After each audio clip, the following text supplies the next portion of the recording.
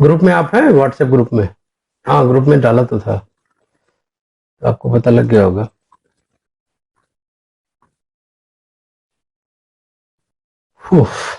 एक second.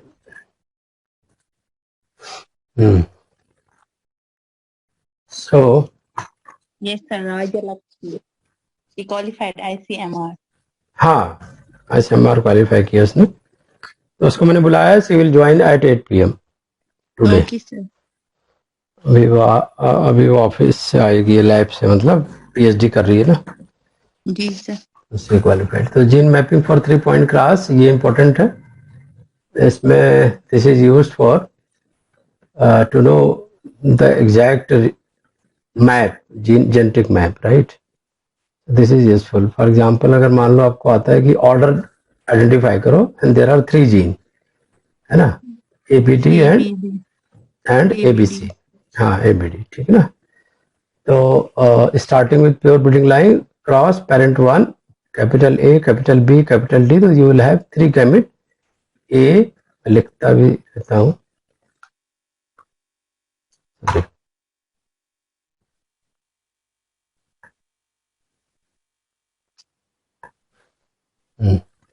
now this is A for A, B for B, D for D. There are 3 genes. This is dominant. हाँ, ये recessive हो गया, A small, फिर B small, D। तो इन्होंने कुछ देने हैं, तो सबसे हाईएस्ट नंबर इज पेरेंटल, फिर second will be the parental, third parental, sorry recombinant, and then recombinant, जो कल बताया था, ठीक है ना। तो नाउ पेरेंटल क्रॉसेस में आपको पता लग गया, this is D, ABD and ABD। Cross ABD F1 progeny with tester, मतलब recessive, then you will find the following data, there number, है ना। तो this is the exact data and total number is 1448, ठीक है ना। तो now this is, you can arrange like this. ये दिया हुआ है, अरेंज क्या करना, ये तो डाटा दिया हुआ है। Capital ABD small ABD 580, okay. फिर capital AB small d and ABD is 3, okay, and this is only 5, और स्मॉल वाले सारे 592। तो जो सबसे लार्जेस्ट नंबर होता है, that you can identify as a parental, and second parental, and third one, ये ऑर्डर में देखो, दिस इज ABD। हाँ, रिकॉम्बिनेंट। एक आप ऐसे बना सकते हो कि दिस में be the order ADB, hypothetical, right, but exactly you have to calculate the map. तो आप यहाँ पे जीन के आधार पे कैलकुलेशन करोगे to calculate the recombination frequency, okay. So for example, if you're talking about the gene capital A small b plus small a capital B, तो आपको उनका नंबर देखना पड़ेगा। तो कहाँ पे है, तो एक यहाँ पे है, राइट, तो वो हो गया 45, एंड प्लस दूसरा आपने लिया स्मॉल ए कैपिटल B, तो वो हो गया 89, ठीक है ना। Small A capital B, okay, small A capital B, तो यहाँ पे 94 होना चाहिए। हाँ, 94। एक 94 40 का कॉम्बिनेशन बन रहा है, एक 45 89 का कॉम्बिनेशन बन रहा है, रिकॉम्बिनेंट। दो दो डेटा है ना, दोनों को आपको लेना पड़ेगा। ये भी जैसे पेरेंटल में आ जाएंगे, ये भी पेरेंटल में आ जाएंगे, क्योंकि जीन वैसी है। और ये 45 49 94, तो ये आपने टोटल करके आपने इतना अपॉन दिस वन 1448, ये पहला वाला, ये वाला कर दिया, तो यू आर गेटिंग द 18.5। तो आपको ये पता लग गया कि जो कैपिटल A स्टार्ट था और एंड क्या था, कैपिटल B, हाँ, capital A capital B, distance will be 18.5 cm कर सकते हो, सेंटीमार्गन, और MU कर सकते हो, राइट, ठीक है ना। तो दोनों वैल्यू लिख सकते हो आप। फिर इसी तरह से कैलकुलेट करेंगे capital B small d small b capital B, तो ये जीन हो गया BD, B to B D D. तो आपने ये वैल्यू ले लिया, कहाँ पे है, कैपिटल बी स्मॉल डी, ये देखना है यहाँ पे है, इसकी नंबर है 3, ठीक है। और कहाँ पे है, 40 वाले में आ जाओ, हाँ इधर आ जाओ, इधर है, ठीक है ना। तो ये 40 वाला कॉम्बिनेशन, तो 3 + 40 इसी तरह से ले लिया, और इधर 5, हाँ B B D, 46.4 Morgan unit. हाँ 5 + 45 मॉर्गन यूनिट, ये दोनों आपने लेके ज्वाइन कर दिया, तो you are getting 6.4 Morgan unit, ठीक है ना। एंड आज लग रहा है सारे मैरिज में चले गए दूसरों की शादी में चले गए, अब्दुल्ला बेगाना रविंद्र, तुम भी आज लेट हो गए काफी। हाँ सर जी, मैं गाड़ी चला रहा था, थोड़ा बाजार में गया था। हाँ बाकी लोग तो शादी में चले गए ना ठीक है सर, इसमें जी समझ में नहीं आ रहा सर।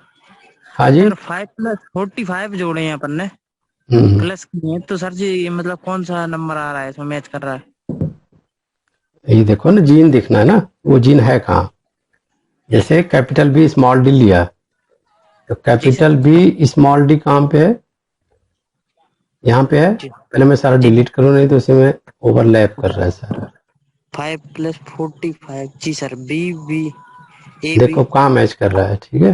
सर जी समझ में नहीं आ रहा, देखो 5 + 45, तो ए बी डी तो 5 हो गया, अलग दिख रहा है, और ए बी डी 45 भी अलग रखा है सर, पेरेंट है अरे और अरे यार, ये वाला चेक करना है ना, small B capital B D, जी सर। खाली इतने देखना कहाँ पे है। तो स्मॉल बी कैपिटल डी यहाँ पे है, तो ये 5 लिया, जी सर जी और sir small B capital D यहाँ पे है, तो ये 45 लिया। जी सर जी जी जी सर। तो ये दोनों को जोड़ दिया है ना, हाँ सर, दोनों को जो आगे आपने ज्वाइन कर दिया, तो फिर ये कॉम्बिनेशन आ गया B D. A B gene पता चल गई, बी डी जीन पता चल गई, और ए डी का इसी तरह से पता करना है। वो यस नंबर कहाँ पे लिखा है, वो नंबर से मैच करा के आपको जोड़ना है। सिंपल काम है छोटे बच्चों वाला, यस सर, आ गया सर समझ में। है ना। तो अब आपको पता लगा कि सबसे लंबी जीन तो ए डी है 13.2, और डी बी है जी ना, सर डी बी है 6.4, और ए बी दोनों को जोड़ने पे आएगा, है ना, 18 लगभग 18.5। तो जीन को ऑर्डर क्या हो गया, ए डी बी। और कोई भी जीन का नंबर भी पूछ दे तो यू कैन, है ना, आप कर सकते हो, यस ठीक है ना। तो आज हमारे एक स्टूडेंट ने क्वालिफाई किया ICMR, she will join I think at 8 PM, Rajalakshmi. काफी इसने एफर्ट किए थे, पिछले साल से लगी थी, 2 साल हो गया, मतलब last year she was in our batch. तो लक्ष्मी भी एफर्ट कर रही है, इस बार बिल्किस का भी निकलेगा, लक्ष्मी का भी निकलेगा, रविंद्र का भी निकलेगा। आप लोग मोटिवेटेड रहिए, है ना। बिल्कुल सर, आपका आशीर्वाद है तो बिल्कुल। हाँ निकलेगा, कोई इशू नहीं है। चीज़ों को सिंप्लीफाई करना हमारा काम है ना, हम सिंप्लीफाई करके आपको बताते रहेंगे। चलिए जी नेक्स्ट, सर इतना क्लियर है। जीन ऑर्डर कैसे निकाला, पोजीशन कैसे निकाला, है ना। तो this is called as the mapping and order of 3 genes. तो अभी कर लेंगे, जब भी आएगा तो आप कैलकुलेट कर लेंगे, डेटा आपको दिया रहेगा, this will be given.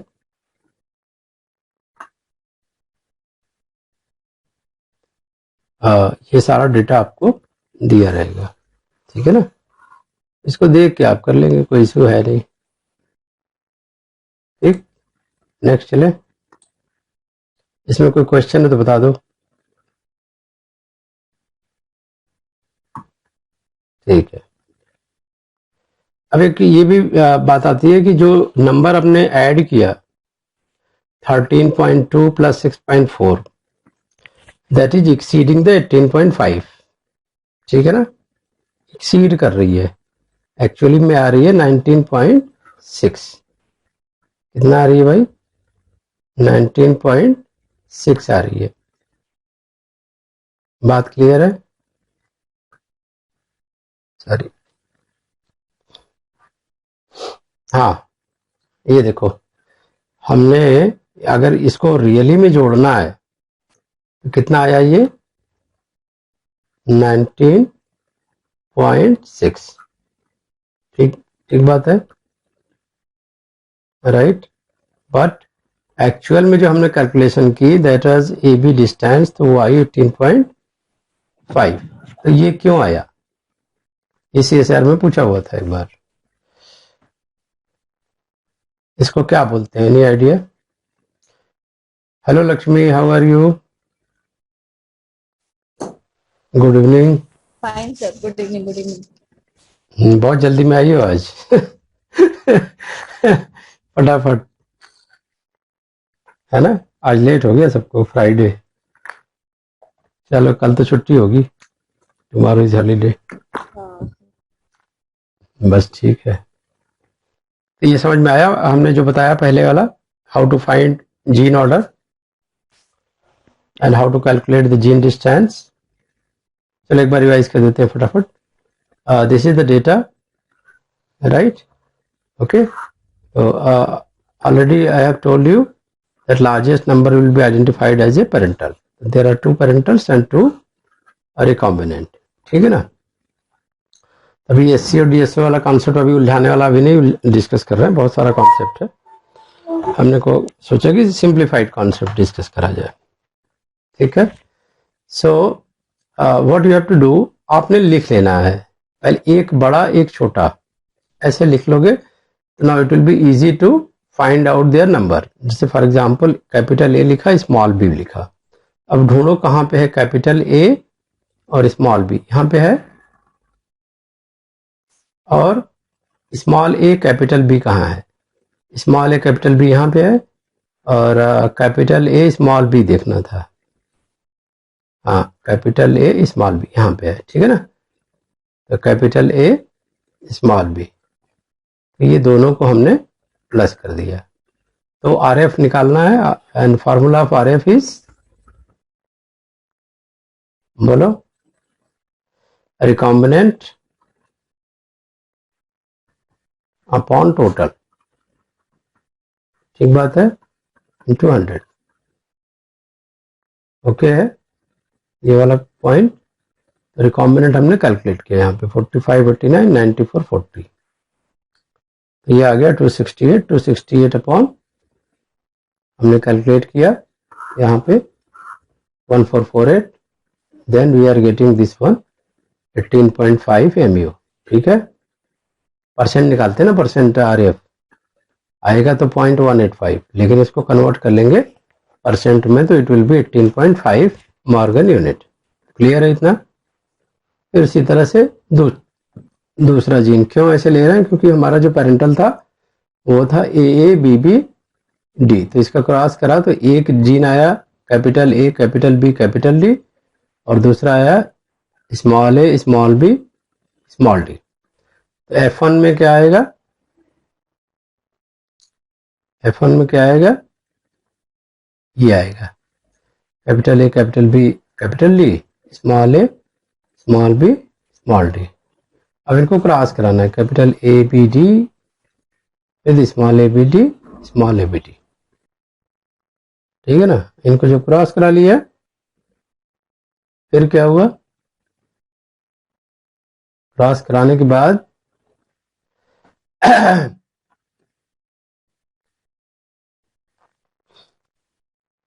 Now you are getting this much of data. अब इसी में से हमको कैलकुलेट करता है, hypothetically what you can say there are 3 genes, ठीक है।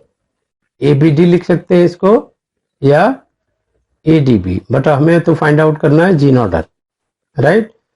तो जीन ऑर्डर कैसे आइडेंटिफाई करेंगे, only after the calculation of the distance या परसेंट RF फ्रीक्वेंसी, राइट। तो हमने कैलकुलेट कर लिया, तो यहाँ पे 18.5 आया, ये 6.4 आया, ये 13.2 आया। तो सबसे लार्जेस्ट कौन है, 18.5, ठीक है। तो इसका मतलब है कि ये कहीं हमें बीच में रखना पड़ेगा D को, क्योंकि ADB का ऑर्डर बन जाएगा।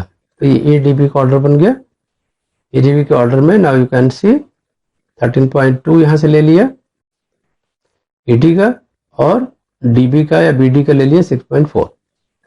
लेकिन जो ए एंड बी का हमने कैलकुलेट किया, कैलकुलेटेड फ्रीक्वेंसी इज 18.5। इतना क्लियर है? एक क्वेश्चन भी सारा कॉन्सेप्ट क्लियर हो गया आपका? लक्ष्मी हाँ सर, हाँ है, Bilkis, Arvind, is it okay? Yes, sir. Sir, I have a question. हाँ प्लीज। सर, जो आपने पहला वाला बोला ना, A B plus A, like capital A small B plus small small A capital capital B, हाँ या सर, उनका आपने जो बोला जो इनका वैल्यू है वो 45 प्लस 89 है, लेकिन हाँ। सर जो 89 वाला वैल्यू है उसमें स्मॉल ए और कैपिटल बी तो नहीं है, इस नहीं, वो तो 94 वाला वैल्यू है ना सर फिर? हाँ तो ये तो मैं कह रहा हूँ, देखो फिर से एक सेकंड, ये आपने लिया कैपिटल ए स्मॉल बी, ठीक? जी सर। तो capital sir. Small B search करो कहाँ पे है, कैपिटल ए 45 स्मॉल बी, वाला। हाँ हाँ, कैपिटल ए स्मॉल बी, तो ये हमने 45 89 जोड़ दिया, ठीक है? Okay sir, I got it. या स्मॉल ए बी और स्मॉल ए बी यहाँ पे है, तो हमने ये दोनों जोड़ दिया, yes sir, I got it now. ठीक है? चलो यस सर, यस। नाउ अब शेषार ने वहां क्वेश्चन नहीं पूछा शेषार ने ये पूछा कि ये डिफरेंस क्यों आया, कैलकुलेशन में तो 18.5 था, है ना, ए टू बी, बट हमने जब इसको ज्वाइन किया, जो इंडिविजुअल जीन आया था 13.2 एंड 6.4, ठीक है ना, then what you can see कि दिस इज 18.5 और कैलकुलेशन में 19.5, तो why this difference is there, what you can say, why this difference? This difference is called as the disequilibrium, right? तो disequilibrium इसलिए होते हैं कि because sometime in a small population we are missing some double recombinant in the F1 and their distance may be up to greater than 10 centimorgan or 10 mu, okay? तो ये identify किया गया bye calculating several gene order, ये थोड़ा सा difference आता है, तो इसको कैसे एडजस्ट करेंगे, तो that was called as that was adjusted by calculating the interference, and you can calculate the interference by adopting this formula 1 minus coefficient of coincidence, this is called as the CC. I can be calculated as 1 minus CC, ठीक है ना, तो 1 minus CC कर सकते हैं. तो ये calculation कैसे करेंगे, उसके लिए भी फार्मूला है, राइट? तो नाउ यू कैन सी, पहले तो डेफिनेशन देखो, क्रोमोसोम इंटरफेरेंस क्या है, crossover in one region decreases the probability of second crossover close by, so that is called the interference. यानी एक क्रॉसओवर एक रीजन में अगर होता है तो दैट कैन कंट्रोल या that can decrease the possibility of second crossover, जबकि हम कैलकुलेशन में हो सकता है ले रहे हो या ना ले रहे हो, तो एक मिस हो रहा है, तो इसको वजह से भी घट सकती है value. And coefficient of coincidence, observe number of double recombinants divided by the expected number, observe number of double recombinants divide, तो आपको दोनों वैल्यू देखना पड़ेगा, एक तो दिया रहेगा जो ऑब्जर्व होगा कोएफिशिएंट ऑफ कोइंसिडेंस, एक वैल्यू आपको आएगी एक्सपेक्टेड, दोनों को डिवाइड करने से आपको पता लगेगा exactly what is the CC, coefficient of coincidence. And how you will calculate the expected double crossover, so you can calculate the expected double crossover over frequency, expected double crossover over frequency into total number of progeny. तो ऐसे तीन फार्मूले हैं, you have to keep in mind. I is equal to 1 minus CC, CC is equal to observed upon expected, O upon E, ठीक है? And how you can calculate the number of expected value? So expected value you can calculate by increased frequency, जो बढ़ नहीं रही थी value 18.5 और 19.6 हो गया था, तो वो माइनस कर लोगे कितना फ्रीक्वेंसी बढ़ा and multiply by total number of progeny. अभी क्लियर बात है? तो ये डेल्टा एफ कर लो, increase frequency into total. total progeny. Easily you can calculate as equal to 1 minus cc. तो जैसे फॉर एग्जाम्पल यहाँ पे हम कैलकुलेट ही कर लेते हैं. If the two crossover were independent, we would expect that probability of seeing two recombination event occur would be, so just a minute. O is then interference is complete and no double crossover are observed. Zero रहेगा value. अगर CC की value zero आती है तो इसका meaning ये निकालेंगे कि there is no double crossover and there is a complete interference. Partial interference कब होगा? When value lies between the 0 to 1. And if this is 1 only, there is no interference and the expected double crossover are observed. ठीक बात है. इतना समझ गए? इतना समझ में आ गया?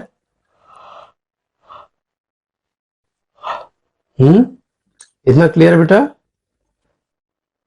CC may be of three type है ना. CC if the coefficient of coincidence value CC 0 हो जाती है, then you can predict about the interference. CC is 0, then there is a complete interference.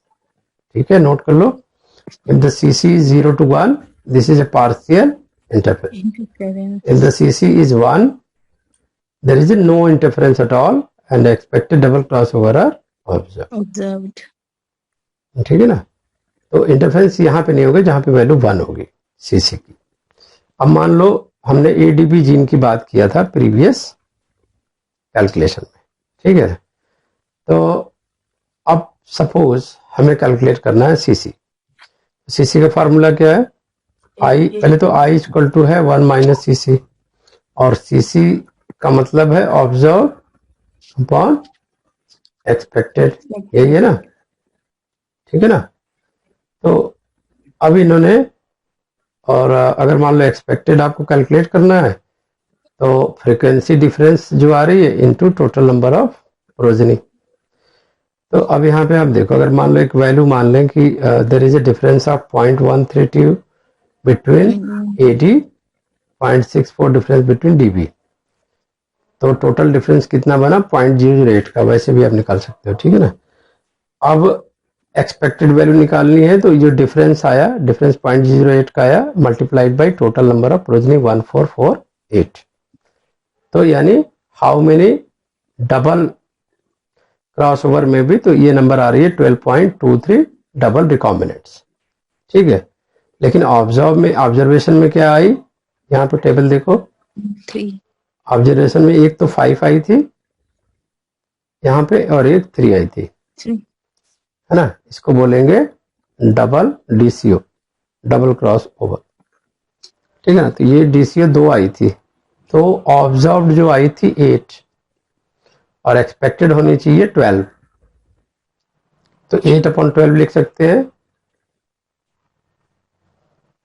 नहीं समझ में आई बात? फिर से बोलूं. तो ये क्या आई? एक्सपेक्टेड. और ऑब्जर्व कितना आया? 8.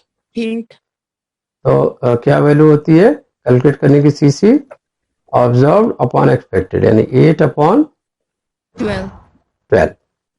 ठीक है. 8/12 कर लिया, 12.23 ये वैल्यू है. राइट.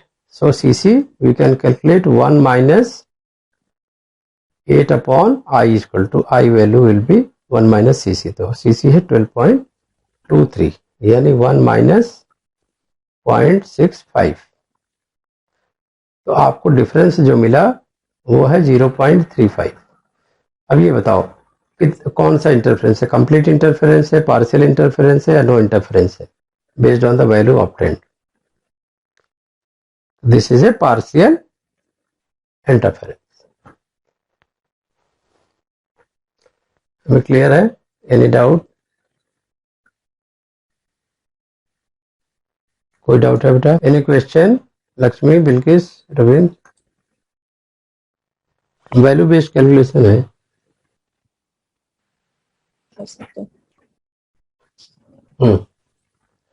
एक्सपेक्टेड का ऐसे कैलकुलेट किया कि सपोज ये वैल्यू आपको एडिशनल दी गई है.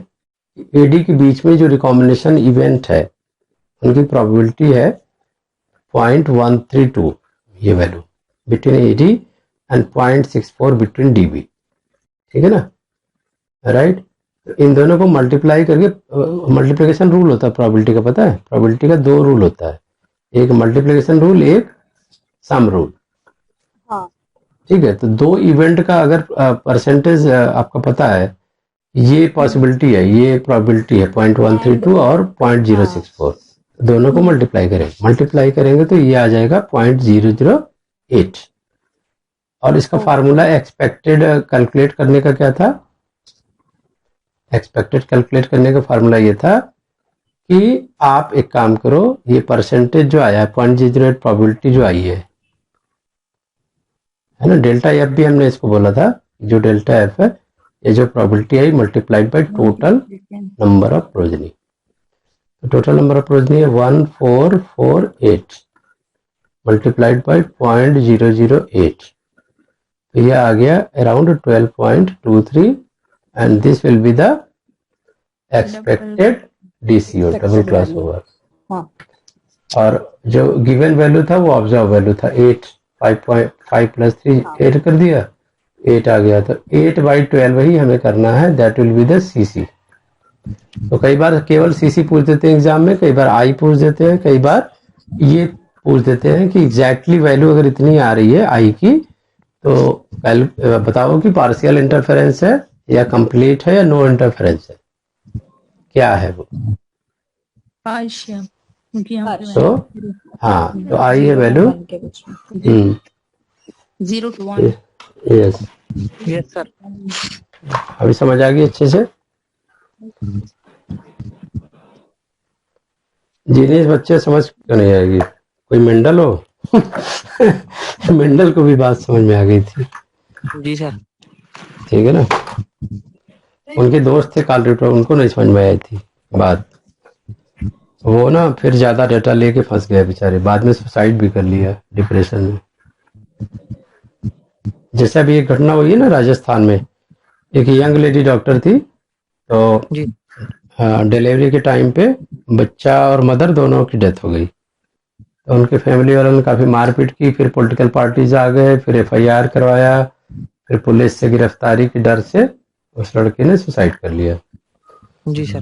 तो ऐसे नॉनसेंस लोग होते हैं सोसाइटी में, कभी कभी ऐसा स्टेप लेते हैं, तो किसी को घबराना नहीं चाहिए, कितना भी एक्सट्रीम कंडीशन आए। एक साइंटिस्ट जो होता है ना, they don't devalue himself, always keep patience and keep waiting. पूरा सोसाइटी नॉनसेंस लोगों से ना भरा हुआ है ना, people are taking advantage and targeting some weak people, तो ऐसे ही ये 1 - CC है, इंटरफेरेंस इसको बोलते हैं सोसाइटी का है ना। तो आपको भी अपनी लाइफ को सेट करना है, you have not to have a fear of interference. अभी एकदम क्लियर हो गया इंटरफेरेंस की, फिर से रिवाइज कर दूं। नहीं सर, खाली ये आपको ये डाउट था कि ये वैल्यू कहाँ से आया, तो ये वैल्यू अभी आया है, पहले नहीं था। हाँ मतलब वो this is- क्वेश्चन हाँ। में दिया रहेगा ना, जो वो हाँ, क्वेश्चन में दिया रहेगा, प्रोबेबिलिटी ऑफ 2 Yes. इवेंट्स वो दिया रहेगा। हाँ प्रोबेबिलिटी ऑफ इवेंट दिया रहेगा, तभी तो कैलकुलेट कर पाओगे। हाँ हाँ तो ठीक है, अगर नहीं भी दिया है ना, तो एक ट्रिक इसका और है कि ये डिफरेंस क्या है।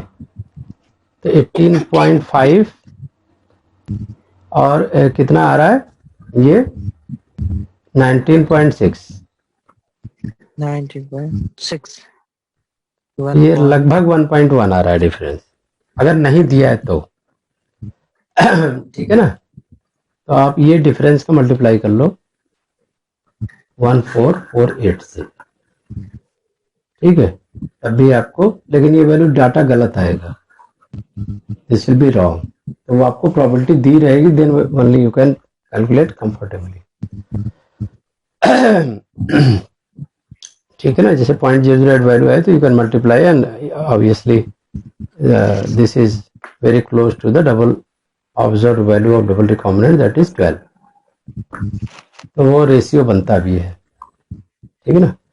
लास्ट ईयर 2020 में सारा कुछ छोड़ के CSIR ने इस पे फोकस किया, टेट्राइड एनालिसिस पे। तो have you any idea about the tetrad analysis, ये एक्चुअल में कहाँ होता है। कल अभी टेस्ट नहीं हो पाएगा, कल परसों, ठीक है, टेस्ट हम लेंगे नेक्स्ट वीक। अभी रजिस्ट्रेशन इनकम्प्लीट है सबकी, तो रजिस्ट्रेशन कर लें एक बार सारे बच्चे, then will start in the procedural form.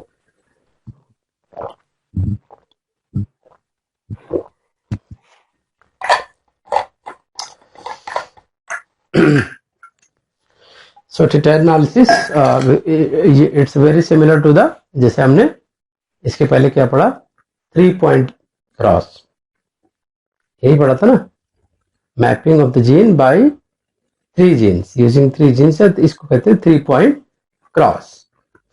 तो हमारा आज का क्या है पढ़ने का target, what is the aim, mapping, जो हम लास्ट 2 डेज से पढ़ भी रहे हैं, that is the gene mapping, gene mapping gene mapping by 3 point cross पढ़ लिया हमने ये। एंड दूसरा है ट्रेड एनालिसिस, ठीक है। मैपिंग 2 तरह की होती है, एक होती है फिजिकल मैप, एक होती है साइटोलॉजिकल मैप, ठीक है ना। तो डिटेल में जाओगे तो बहुत सारा है, लेकिन मैंने पिन पॉइंट फोकस किया है, right, exactly where you have to go. These are the steps to find out the loci, to find out the 3 loci or exact place, right? This is referred as the 3 point cross. The first step is gene are linked or unlinked. There are 2 possibilities, या तो link है या तो unlink है, या दोनों हो सकता है। तो parental combination will be there and plus one more combination will be there called as recombinant, ठीक है, ओके। तो there are 2 type of combination. अब इसमें एक और होती है, to find out the SCO single crossover and to find out the DCO double crossover, ठीक है ना। तो सिंगल क्रॉसओवर, डबल क्रॉसओवर, इतने चीजें आपको मिलती हैं, parental combination, recombinant, SCO, DCO। Now based on the percent RF you can find out the gene order, ठीक है। अभी इतना क्लियर हो गया ना, जैसे हमने कैलकुलेशन किया, we are following the same step. First data देखेंगे, डेटा में ये सारा वैल्यू दिया रहेगा, and the based on the data we will make order of the gene and we will calculate their distance. हमेशा याद रखना, जीन 2 तरह की होती है, कौन कौन सी जीन होती है बोलो। एक तो डोमिनेंट और दूसरी जीन होगी रिसेसिव। तो आपको ऐसा कॉम्बिनेशन लेना है जिसमें एक डोमिनेंट हो, एक रिसेसिव। फिर आप, क्योंकि आपको हमेशा ऑर्डर जो फाइंड आउट करना है वो डोमिनेंट का करना है, जैसे हमने ADB का किया था। तो A है तो इसका आपको मिल जाएगा भाई, A to B है, ठीक है ना।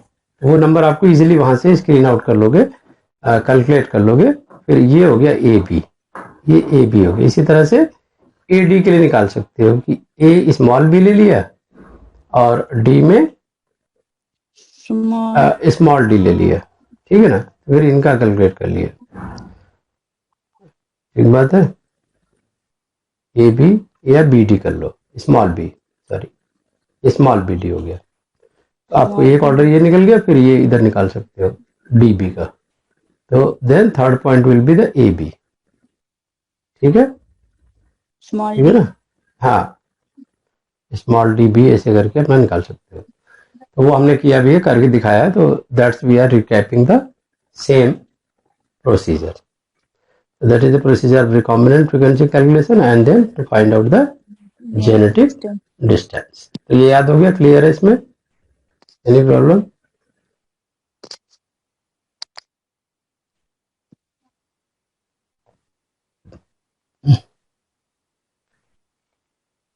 बोर्ड पे लिख दो तो काफी गंदा लगता है, लेकिन पढ़ाई के लिए तो सब चलता है, इट इज इजी, ठीक है। ये क्लियर हो गया, ये क्लियर हो गया। बहुत बड़ी चीज हमने सीखी है। अगर आप पूरा फोर्स लगाते, मेहनत लगाते, काफी दिन लग जाते आपको इतना ही सीखने में, है ना। हमने इसको आपके लिए इजी कर दिया सारा। बाबा रामदेव बन गए हम तो। ठीक है, now come to the tetrad analysis. Tetrad मतलब 4, right?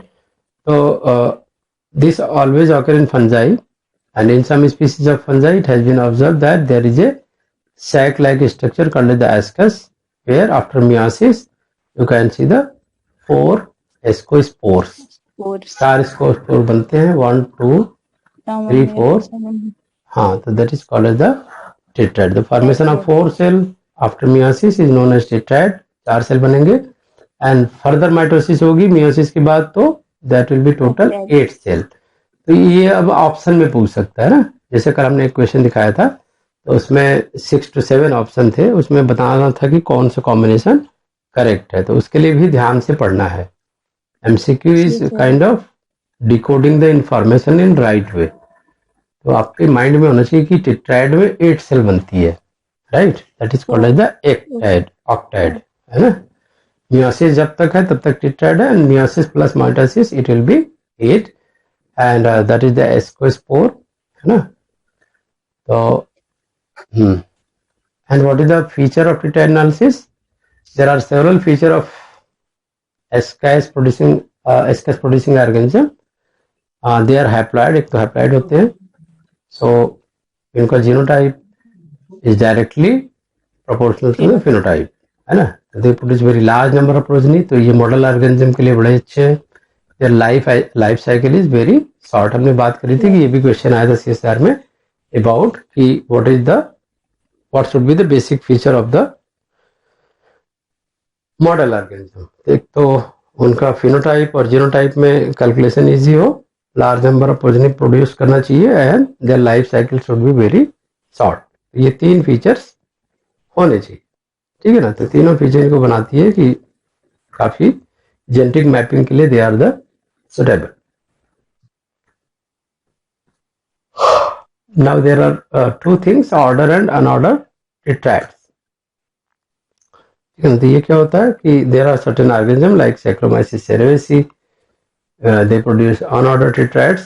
The meiotic products are not arranged in any particular order. तो इसको कहते हैं unordered tetrad, जहाँ पे कोई ऑर्डर फॉलो नहीं हो रहा है, राइट? तो यहाँ पे unordered tetrad की प्रॉब्लम है कि there is no relation to the geometry of meiosis. आप कुछ प्रेडिक्शन कर नहीं सकते यहाँ पे। ऑर्डर टेट्राइड में always they are following the definite order in the meiotic division.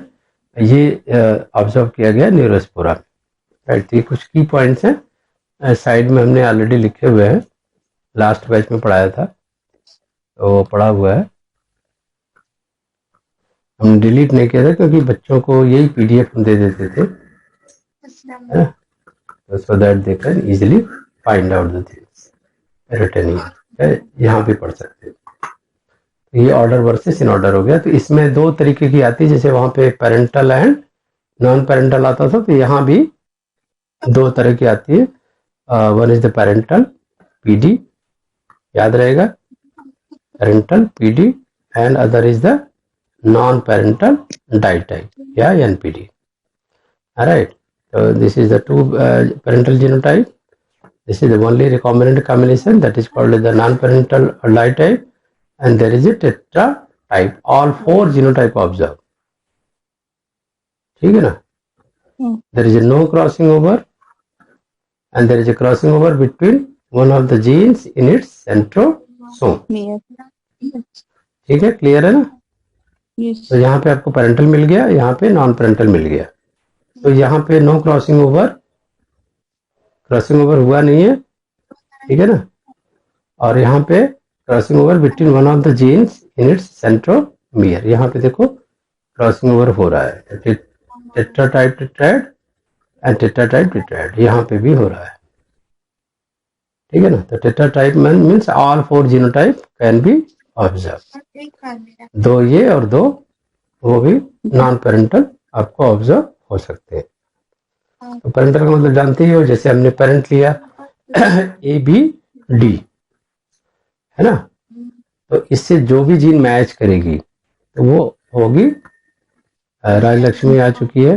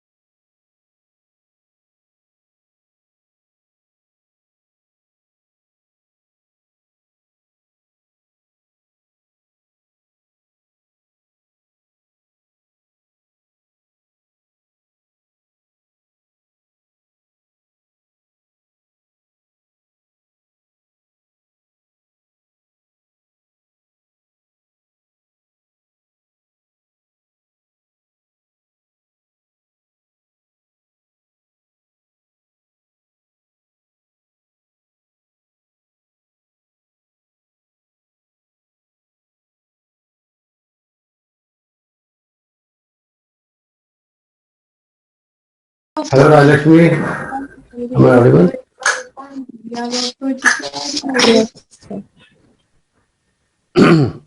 How are you, Rajlakshmi? Congratulations from all of us, from entire team of Merit Life Sciences. Hello. Hello, Rajlakshmi, आवाज आ रही है? Yeah. Good evening, sir. Good evening, So beta. How are sorry, you? sir. I'm still on the way home. Oh, Yeah, sir. Still okay, haven't reached. okay. When you are reaching at home? Yeah, it will take another 15 to 20 minutes, sir. It's fine. Okay, it's fine. So, just you How reach are at you, sir? home. I'm fine, and I'm very glad to know that your results you Thank you, succeeded sir. in the end, and all your effort Thank you. give a nice results, and Thank you, sir. you deserve it. Huh? And all my students, Thank you, sir. Lakshmi, Ravindra, Bilkis, were waiting for you. You will come and you will give Okay. them some tips because Lakshmi is already attempting work hard to get the success. Okay. So you will be a kind of inspiration for them to properly guide them Thank you, sir. how they Yes, should sure. start, what they should read, what mistakes they should not do. है ना? Yeah, sure, sir. मुझे बड़ा अच्छा लगा तुम्हारा camera भी on हो जाए तो बहुत अच्छा हो जाए. Yes, sir.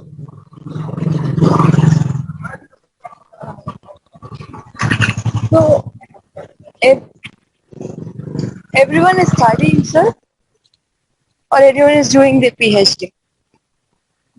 They still have not started PhD. I think Manish was there, one student, but he has not joined it today.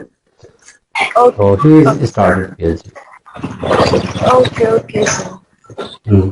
Yeah. So hello everyone.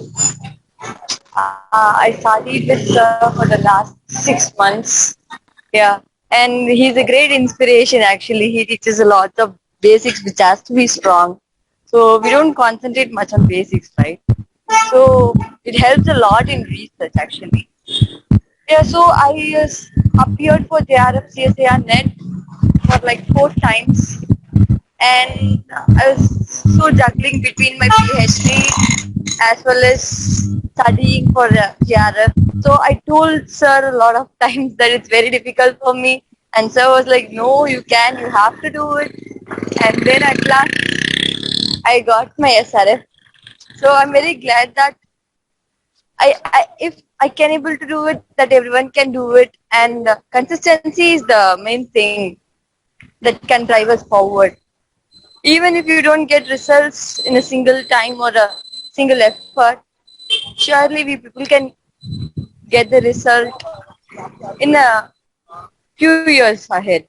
So it took nearly 4 years for me to reach this place, actually, to get an SRF. So yeah, if consistency is the main key. We have to keep on working hard. That is the main thing that I have learned so far. Yeah. That is a great Even point. Yes. Yes, I feel rejected a lot of times that I didn't get through the JRF.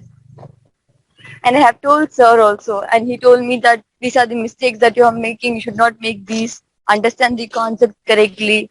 So the concept that you're learning in theoretical manner is very helpful that when you apply it in a practical way.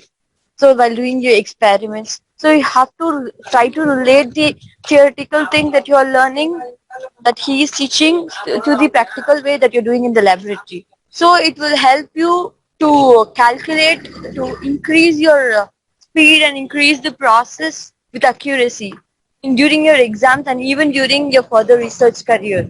So that is what I learned actually. So consistency and application of theoretical in a practical way helps a lot in a career, in a long way ahead. Yeah, sir. This is what I learned from you. Thank you. And any Yes, question sir. from anyone? Lakshmi, I think you can ask. Bilkis. Raj Lakshmi is in Karnataka, I think, right? Chennai, sir. Tamil Nadu. Chennai. Okay. And Yeah. she's from Bangalore, Lakshmi. Very close to you. Okay. I'm from Kerala actually. Okay. Kerala. Okay എനിക്ക് മലയാളം കുറച്ച് അറിയാം. എന്റെ മമ്മന്റെ നാട് Oh, Kerala. that is നല്ല മലയാളം. എനിക്ക് മലയാളം അത്ര അറിയില്ല Lakshmi. Nee, but this is still very good Malayalam. Okay. അത് മൊത്തം പറയാൻ കിട്ടിയത് തന്നെ നല്ലതാണ്. എന്റെ അമ്മയുടെ നാട് ഷൊർണൂരാ. ഓക്കെ, പാലക്കാട്. പാലക്കാട്. ഓക്കെ, ഞാൻ കണ്ണൂരാ. ഓക്കെ. എന്തായാലും നെയ്ബേഴ്സ് ആയിട്ട്. അതന്നെ, ഇങ്ങനെ കണ്ടോട്ടോ. Sure. Okay. That's nice. So no question is there, Lakshmi? You should ask. No. Bilkis, you can ask. Where are you doing a PhD from currently? Yeah, I'm doing in University of Madras. Okay, Yeah. So I was there for a project in CPT, and then I got into my PhD under the same guide. So the main thing when you are going to enroll a PhD is choosing a correct guide. That helps you a lot. Right. That is great. So you have to research a lot about your guide before just enrolling in. okay. That's a lot actually. It decides your career. Yeah. Because guide must have a depth of learning and must have all the practical knowledge, theoretical knowledge. Then they can give you the right kind of guidance. And the publication is a must in today's Yeah. It's very difficult to get the first publication. But once you get into the groove, you will just taste how it feels and you will start doing it again and again. That is how it starts. So you have to know how to start writing your research papers, how to read a paper, how to analyze, how to bring novelty. So all those plays a major role when you are going to perform your research. So that you people will get to know based on the people that you are surrounded with. So sir is a great researcher. Actually, you can learn a lot from him apart from learning for CSIR. So he can guide you people well. Lakshmi has already realized. Yes, sure. That's yes. why she's constantly studying from last 6 months. Okay. It's been a great opportunity, sir, to be with you. Yes, always welcome. And one more question from my side. Yes. Is there any special form for that? No, sir. Actually, the call for comes on October last. So it's like you have to have the person should have enrolled PhD. That is the first criteria. And the second criteria is they should have minimum of 3 publications in international focus index journals. Okay. And how you have And to apply research online, I proposal. think. Online, I think you have to apply. There is no specific exams, right? Yeah, sir. And a research proposal. A very good research proposal, actually. Yes. Yeah. So all these are required, and it will be scrutinized by the technical panels. Right.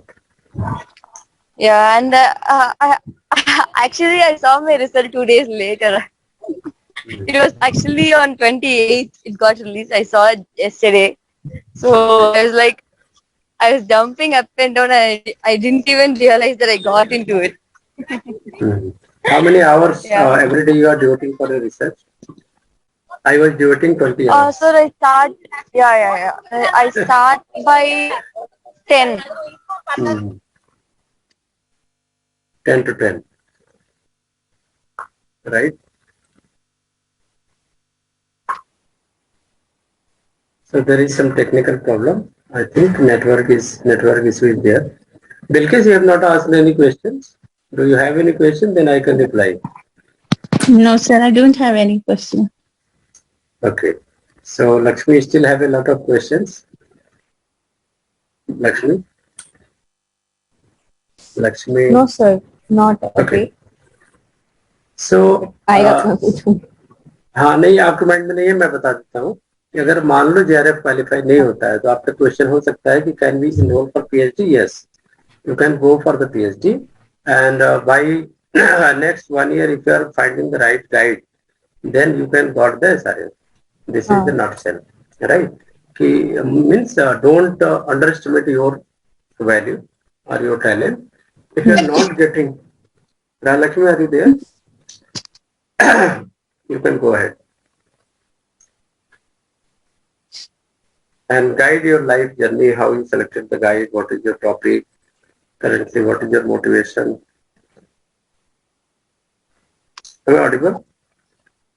Yes, sir. Raj Lakshmi? Okay, Raj Lakshmi in the way, and as soon as she will have resolved this issue of internet, she will come back.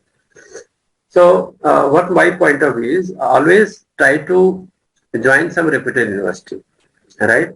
And find guide by yourself, your interest, because sometimes it happens. Suppose I was always interested in BHU, JNU, Delhi University, University of Madras, and IIT Bombay. These were my key institute that I wanted to join. Got the idea? तो मेरा ये focus होता था कि ये university में join करूं। इसके लिए मैंने मेंटली अपने आप को प्रिपेयर किया। फिर मेरे दिमाग में भी कुछ होनी चाहिए, राइट, लाइक इनोवेटिव पॉइंट्स होने चाहिए कि व्हाट आई एम इंटरेस्टेड। तो मेरा ये था कि फ्यूचर क्या है रिसर्च का, future lies in bioinformatics, molecular biology, right, और इंडस्ट्रियल का। जैसे अभी मोदी साहब ने क्या बोल दिया कि आप खुद से करो। राजलक्ष्मी मॉडिबल, यू कैन गो अहेड।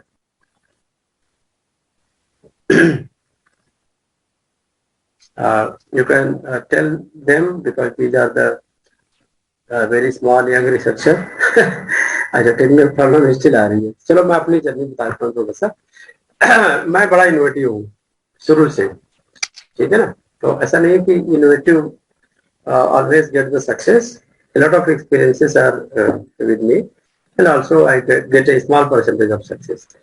तो वो किसी रीजन से नहीं मिला, क्योंकि there was a lot of mistakes in selecting the topic and selecting the right guide. बहुत सारी लैब नहीं सही थी, बहुत सारी चीजें थी कि मेरा मैच नहीं करता था जो मेरी आइडियोलॉजी थी मेरे गाइड से। मेरे गाइड थोड़े ओल्ड कॉन्सेप्ट वाले थे, और मेरा ये था कि इंडस्ट्री से लिंक अगर कोई रिसर्च हो, then this is useful for me also and for society also. और अभी जो ट्रेंड था 2001 की बात मैं कर रहा हूँ, when I qualified my masters in biotechnology from BHU, Banaras Hindu university. तो मेरे दिमाग में ये था कि सारे ना अमेरिका जा रहे हैं, उधर जा रहे हैं। फिर मेरे अगर सपोज मैं नहीं जा पाता हूँ, तो what is the another option for me? किसी इंडस्ट्री में तो एब्जॉर्ब हो जाओ, क्योंकि जॉब की बड़ी प्रॉब्लम थी उस टाइम पे। प्लेसमेंट नहीं होती थी और बहुत कम नॉलेज थी, इतना इंडस्ट्री का एक्सप्लोरेशन भी नहीं था, राइट। तो ये सारी चीजें हो रही थी। तो मैंने फिर एक्सप्लोर किया कि चलो भाई कुछ ऐसे चीज़ों पे, नए इनोवेशन पे काम किया जाए। जैसे बायोप्लास्टिक पे हमने काम किया, उसके प्रिकर्सर पे काम किया, उसमें 3 पेटेंट निकाले। और एक हमारे जो सीनियर थे, he was the director in the now currently he is in the director Panacea Biotec. पहले वो हैदराबाद में एक कंपनी थी, उसका नाम मुझे मिस हो रहा है, उसमें थे। तो he was a role model kind of. तो हमारे गाइड तो चलो काफ़ी एजेड थे और इतना हेल्प नहीं कर पाते थे, but he was telling and guiding everything. मेरा पहला पेपर जो आया दैट वाज ए रिमार्केबल, क्योंकि मुझे कुछ भी आइडिया नहीं था कि पेपर कैसे लिखना है, व्हाट इज़ PhD। बिल्कुल MSc वाला कॉन्सेप्ट था कि नोट्स बनाते थे बैठ के पेपर का, रात भर पढ़ते थे रिव्यू पेपर, एनालिसिस बिल्कुल नहीं आती थी। और there was no one to help out, क्योंकि ये ऐसी फील्ड होती है लाइक माइनिंग, है ना। आपको खुद ही you have to search a small molecule. Innovation is a kind of small molecule. You are making a hypothesis कि यहाँ पे होगा, है ना, इस तरह का चीज होती है। And you have to be very strong by heart by mind, है ना। आपका कोई साथ नहीं देगा दुनिया में। आपको लगेगा बिल्कुल आप अकेले हो गए हो, है ना, सबने साथ छोड़ दिया है। There is no friend, and friend इसलिए नहीं कि टाइम नहीं है आपके पास, आप जा ही नहीं सकते। लोग मूवी जा रहे हैं तो आप कहोगे पेपर यार मुझे लिखना है, मुझे पढ़ना है। आपके छोटे छोटे टूल्स होंगे, लैपटॉप होगा, मोबाइल होगी। चलो आप तो काफ़ी इनोवेशन हो गया। पहले लैपटॉप नहीं होता था, सारा हाथ से लिखना होता था। इलेक्ट्रॉनिक डिजिटल प्लेटफॉर्म बहुत ही कम ऑप्शन थे, बहुत कॉस्टली थे। हार्ड कॉपीज़ में अवेलेबल थे रेफरेंसेस, तो वो लाइब्रेरी जाके ही मिलती थी। तो हम लोग 12 नाइट तक बैठे रहते थे लाइब्रेरी में, इशू करा के कि भाई ये निकालने, ये काम ख़त्म करें। रेफरेंस लिखने का तरीका भी नहीं मालूम था, सारा हैंड से करना पड़ता था। तो काफ़ी हार्ड वर्क था, बट ये है कि कॉन्सेप्ट क्लियर था। एक कॉन्सेप्ट था कि हमें पेपर पब्लिश करना है, छोटे छोटे टारगेट्स बना रखे थे। और SRF मुझे भी मिला था, JRF भी मिला, फिर SRF भी मिला। तो देन आई रियलाइज कि ऐसा कोई, मैंने एक लिंक भी शेयर किया था ग्रुप में, है ना, there is a summary of all kind of fellowship beside ICMR, DBT, JRF, DST, JRF। तो मेरा ये एक नटसल में एक पॉइंट है, ज़्यादा मैं टाइम नहीं लूँगा, कि आप लोग CSIR this is the highest standard. मैं हमेशा, आपने देखा होगा, मैं वही स्टैंडर्ड का पढ़ाता हूँ, CSIR। बाकी मैं किसी स्टैंडर्ड में नहीं जाता है। DBT क्या है, गेट क्या है, सारे मैचिंग है सिलेबस। आप अगर आपने एक तैयारी कर ली तो आपका सारा ही, लेकिन टाइम देना पड़ेगा आपको, जितना हार्डवर्क चाहिए। मैं भी जैसे हार्डवर्क करता हूँ, इस एज में भी करता हूँ काफ़ी। 20 ईयर्स का मुझे टीचिंग एक्सपीरियंस हो गया आज। काफ़ी एक्सपेरिमेंट किया, काफ़ी पेटेंट किया, बुक्स लिखी, 2-3 बुक्स आपको मिल जाएंगी गूगल पे, आप सर्च करोगे तो।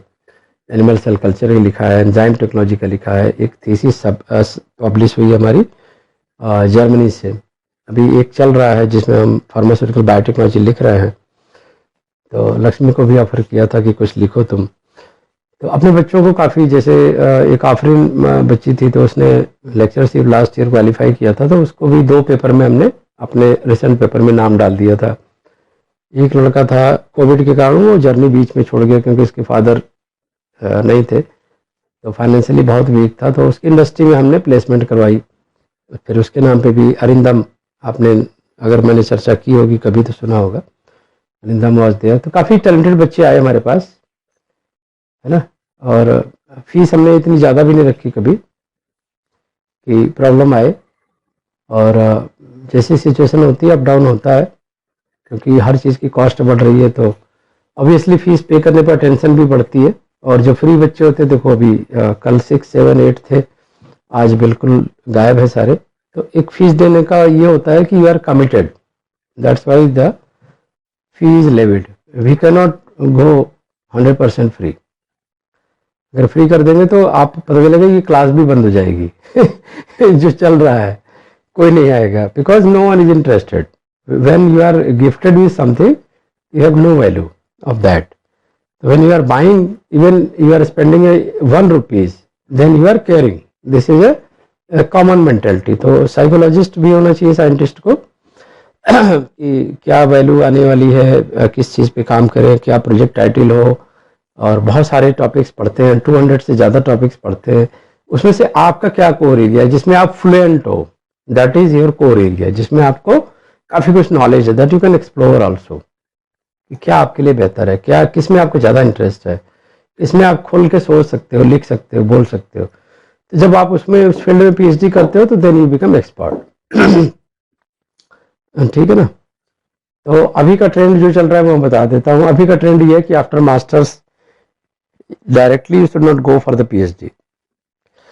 आप CSIR की तैयारी भी करो, एंड ऑल्सो आफ्टर 1-2 अटेम्प्ट अगर नहीं होता है तो गो फॉर द इंडस्ट्री। ठीक है ना। इंडस्ट्री को तुरंत ऑप्ट करो, क्योंकि इंडस्ट्री का ऑप्शन ये होता है कि they are giving you some topic. भाई आप जैसे वैक्सीन प्रोडक्शन में गए, तो वैक्सीन में आपको क्लिनिकल ट्रायल में मान लो कोई काम है, आपने 1-2 साल किया, तो now you are having the great number of data, तो that you can convert into the PhD। तो वो आपके लिए बेस्ट ऑप्शन है कि कम मेहनत में आपको ज़्यादा अंडरस्टैंडिंग होगी, पेटेंट भी लिख सकते हो, उस पर बुक लिख सकते हो। तो एक नटसेल में कहें तो PhD is kind of exploration of unknown to known, है ना। बहुत कम पता है और उसको आपको ज़्यादा पता करना होता है, and every day you have a new possibilities. आपको बहुत ही केयरफुल रहना होता है, क्योंकि अगर एक भी डेटा आपने मिस किया तो हो सकता है वो दूसरा पेटेंट करा ले उससे, क्योंकि एक टॉपिक पे पूरे वर्ल्ड में 8 लोग काम कर रहे होते हैं। ठीक है ना। एंड आई वाज सरप्राइज कि जो मैं सोच रहा था उस पे नेक्स्ट ईयर पेटेंट आ गया ऑस्ट्रेलिया से, ठीक है ना। जैसे मैंने लैक्टिक एसिड प्रोडक्शन पे बात करी थी, तो मेरा ग्राफ ऐसे आता था, हमेशा ऐसे आता था। जैसे लैक्टिक एसिड बैक्टीरिया जानते हो, कॉर्ड वाले बैक्टीरिया है, नॉन हार्मफुल है, इजिली ग्रो होते हैं। तो ये हमें जब मैं माइक्रोबियल ग्रोथ करता था, लैक्टिक एसिड प्रोडक्शन का ग्राफ बनाता था, तो जब नंबर ऑफ ऑर्गेनिज्म ग्रो होते थे तो ये ग्राफ ऐसे चला जाता था, और जो रिसर्च पेपर में थे उनका ग्राफ ऐसे होता था या ऐसे चला जाता था। तो मैंने कोई मॉडिफिकेशन नहीं की, मैंने इसको एग्जैक्टली भेज दिया पेपर में पब्लिश होने के लिए। अब देखो यहाँ पे मेरी मिस्टेक, अदरवाइज मैं एक और भी बड़ा इनोवेशन कर लेता यहाँ पे। तो वो मेरे नाम से शिफ्ट हो गया ऑस्ट्रेलिया के एक रिसर्चर के पास, मे भी उसने ऑब्जर्व किया हो ये चीज़। तो मुझे पेपर पब्लिकेशन के जो पैनल थे उन्होंने पूछा कि what is this, why this is happening, the organism is dying और organism is eating to each other. अब चूंकि लेबोरेटरी थी नहीं, गाइड को इंटरेस्ट लेते नहीं थे, तो प्रॉपर गाइडेंस यहाँ पे मिल नहीं पाई और मुझे समझ नहीं आया। बाद में उस बंदे ने रिपोर्ट किया, ऑस्ट्रेलिया वाले ने, एग्जैक्टली में हो क्या रहा है कि दिस ऑर्गेनिज्म इज डाइंग, है ना। तो वो एक तो हाई कंसंट्रेशन से उनकी डेथ भी हो रही है, और चूंकि बहुत सारे न्यूट्रिएंट्स डिप्लीट कर रहे हैं, तो one organism is eating to other. तो ये दो नॉवल डिस्कवरी उसके नाम पे चली गई, जो कि मैंने भी ऑब्जर्व किया था, ठीक है ना। तो now you can realise every day is a kind of novelty, full of adventure. दोस्ती कहीं यारी काम नहीं आती है रिसर्च में, you have to be alone, you have to plan everything according to your expectation. Milestone होता है, बहुत टफ होता है, मीन्स आप जमीन पे हो, आपको हिमालय चढ़ना है, ऐसे ये होता है पीएचडी का टारगेट। तो मैं डरा नहीं रहा हूँ, लेकिन आपको हिम्मत दे रहा हूँ कि now you can plan accordingly. आप इतना नॉर्मल लाइफ नहीं जी सकते, ये शुड बी वेरी डिफरेंट। तो वो अभी से हैबिट डाल लो, 8 घंटे 10 घंटे पढ़ने की। Analysis is the key point, analysis करना, सोचना हर चीज को। तो दैट ऑब्जर्वेशन, ध्यान से देखो कि क्या लिखा है, क्या मीनिंग है इसकी। भले स्लो स्पीड है, आपने 5 ही यूनिट पढ़े हुए हैं, लेकिन सीएसआर में एग्जाम में कॉन्फिडेंटली जा रहे हो, तो देर इज ए 90% पॉसिबिलिटी आपका सिलेक्शन हो जाएगा, ठीक है ना।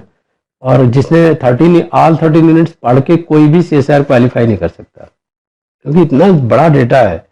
अगर आपका कमांड नहीं है सब्जेक्ट पे, तो आपका या तो सारा क्वेश्चन सॉल्व हो जाएगा या तो सारा चला जाएगा। Do you agree? Lakshmi, what do you say? Is it right? हाँ sir.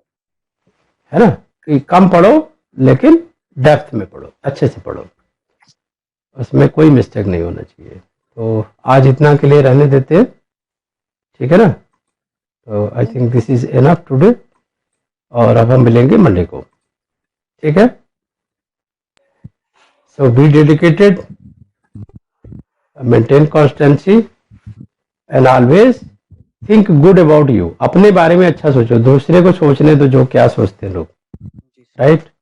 Always think you are different. आप आम लोगों से बिल्कुल अलग हो, तभी साइंटिस्ट बनने जा रहे हो।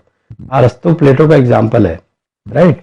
कुछ भी नहीं था, कल मैंने स्टुअर्ट के बारे में बताया था, है ना, कि कैसे उन्होंने जीन मैपिंग को बिना किसी के हेल्प के कैलकुलेट किया, सिर्फ मैथमेटिक्स यूज करके। तो डिफरेंट करोगे फिर मिलेगा। नॉर्मल लाइफ में क्या है, लोग आम तरह खाते पीते घूमते टाइम पास करते हैं। In one word what you can से, आपको टाइम पास नहीं करना, टाइम प्लान करना है, ताकि आप सफिशिएंट अमाउंट में टाइम निकाल के मनोरंजन भी कर लो, है ना, आपको मस्ती भी मिल जाए, आपका योगा भी हो जाए, आपको प्रॉपर बॉडी मैनेजमेंट भी हो जाए, योगा से हेल्थ मैनेजमेंट पूरा कर लो। और health management should be the first priority before this one. तो मॉर्निंग का टाइम बेस्ट है, हर चीज टाइम पे करो। खाने का टाइम पे खाना खाओ, मॉर्निंग के टाइम पे जो योगा का आधे घंटे देते हो, 1 घंटे देते हो, जरूर करो, क्योंकि इससे माइंड बॉडी स्ट्रांग होगा, बॉडी स्ट्रांग होगी तो माइंड होगा। राइट काइंड ऑफ डाइट लो, है ना। आपको अपनी बॉडी के बारे में पता होना चाहिए कि हमें कौन सा खाना सूट करता है, कौन सा नहीं करता है, ठीक है। ऐसा नहीं कि लोग खा रहे हैं तो हम भी खाएंगे, नहीं। एवरीवन, पढ़ने लिखने वाले की बॉडी बहुत ही सेंसिटिव होती है, always they are infected with कुछ ना कुछ प्रॉब्लम उनको लगी रहती है, because they are not hard worker. Long hours की सिटिंग होती है, लैपटॉप पे है ना। तो बहुत लाइट वेटेड खाना खाना चाहिए, खाने का बहुत रोल है। अभी गर्मी आ गई है, टी कॉफी कम कर दो और लस्सियाँ वगैरह ज्यादा पियो, है ना, ठंडी चीज ज्यादा पियो, माइक्रोब्स को मेंटेन करो बॉडी में, और लिक्विड हमेशा लेते रहो 1-1 घंटे पे। That will maintain the highest IQ level of the brain. So I think this session was inspiring for all of you. Today's session. Yes. What is your feedback? Bilkis, Ravindra, Lakshmi, है ना? तो there are a lot of role model students, वो आते रहते हैं session लेने, मैं उनको बुलाता भी रहता हूँ। और सतपति अभी स्ट्रगल कर रहा है, थोड़ा सा पेपर वर्क है, उसका भी JRF हो गया है, तो he will be joining soon to you. अभी थोड़ा सा वो मेंटल आउटब्रेक में आ रहा है बाहर अभी मैंने उसको काफी काउंसलिंग की है। तो my one role is counselling. कभी भी आप कॉल करो, कोई प्रॉब्लम है, डाउट है, इवन मैं अप्रोच करता हूँ। जो हमारे इंटेलिजेंट बच्चे होते हैं मैं उनको फॉलो अप करता हूँ। लक्ष्मी को मैंने कई बार कॉल की, और जो पुराने बच्चे उनको कॉल करता रहता हूँ, आओ, मोटिवेट करता हूँ, आओ पढ़ाई करो, ये करो, वो करो, है ना। बहुत सारे बच्चे हैं जो मुझे भी PhD गाइड के रूप में ज्वाइन करना चाहते हैं, जैसे आफरीन, वो मेरे अंडर में करेगी, तो आई विल गाइड हर। तो इस तरह की चीजें चलती रहती है। तो आपको अपनी लाइफ के लिए खुद सोचना है, no one will be responsible for your life, ठीक है। तो good night, bye bye everyone, take care, we will meet you on the Monday. Thank you so much.